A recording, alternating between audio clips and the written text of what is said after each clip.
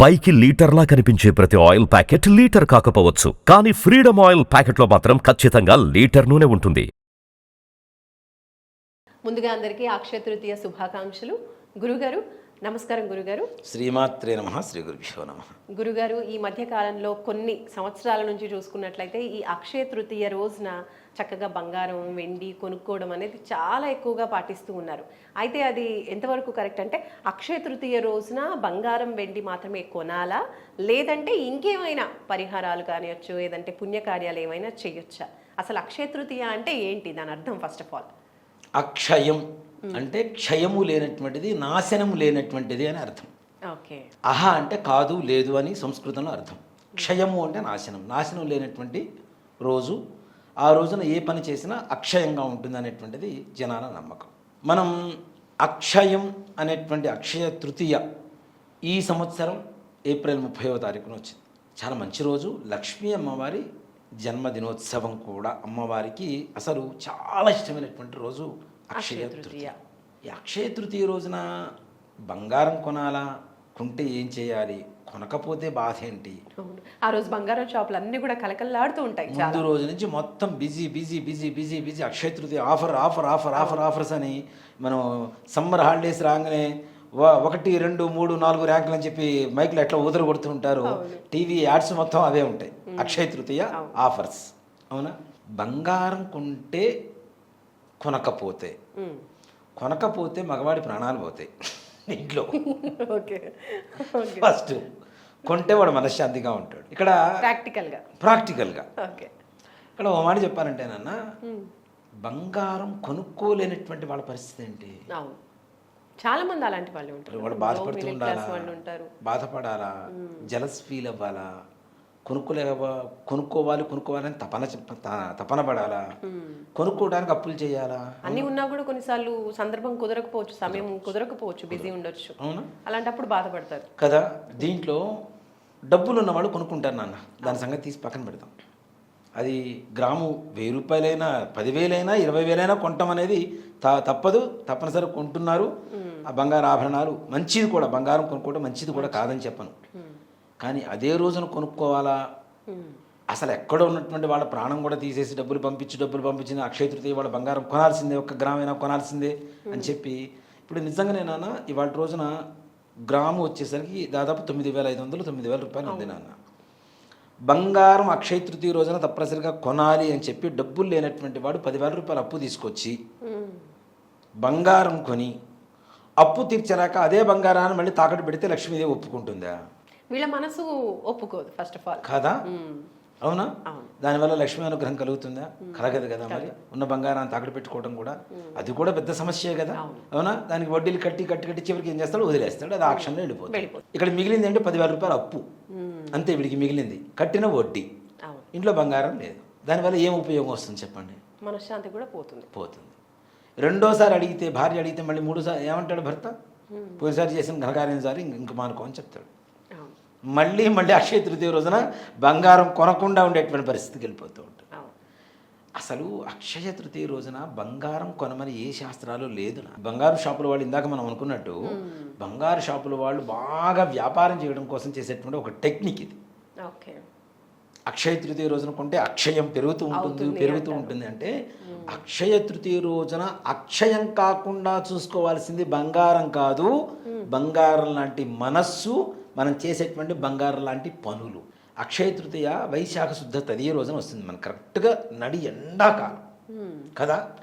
ఒక్క మాట చెప్తాను.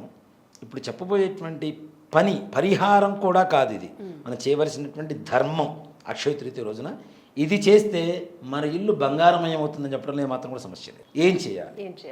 వైశాఖ శుద్ధ తదియ రోజున ఒక మట్టి కుండ, చిన్న కూజ లాంటిది, ఒక చిన్న పాత్ర కొనండి. ఒకటి బెల్లం తీసుకోండి, మిరియాలు తీసుకోండి, యాలుకలు తీసుకోండి, మెత్తగా దంచి దాంట్లో వేసి నీళ్లు పోసి ఒక 2-3 గంటలు ఉంచండి.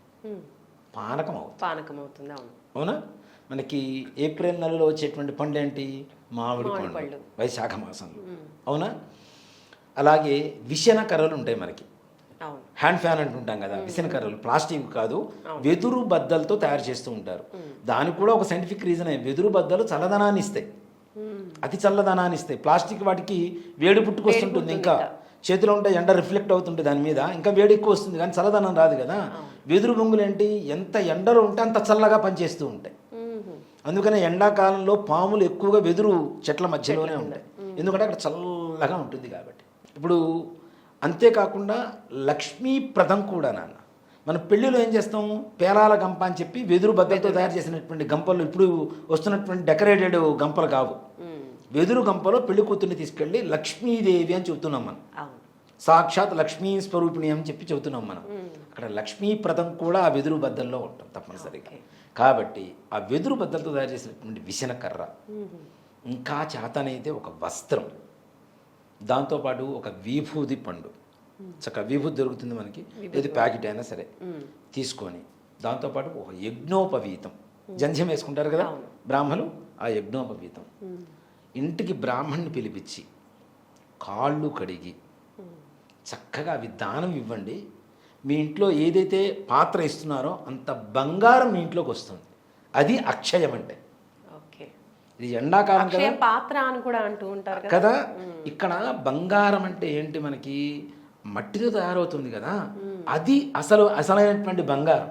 ఆ పాత్ర ఏదైతే ఉంటుందో దాన్ని మనం, ఈ పాత్ర దాహం తీరుతుంటుంది కదా, ఎండాకాలంలో పానకం తాగితే వేడి చేస్తుంది అంటారు మిరియాలు కలిపితే, కానీ ఉష్ణేన శీతలం కదా, ఎండాకాలంలో పానకం తాగడం ద్వారా ఆ దప్పిక దాహం తీరుతుంది మనకి.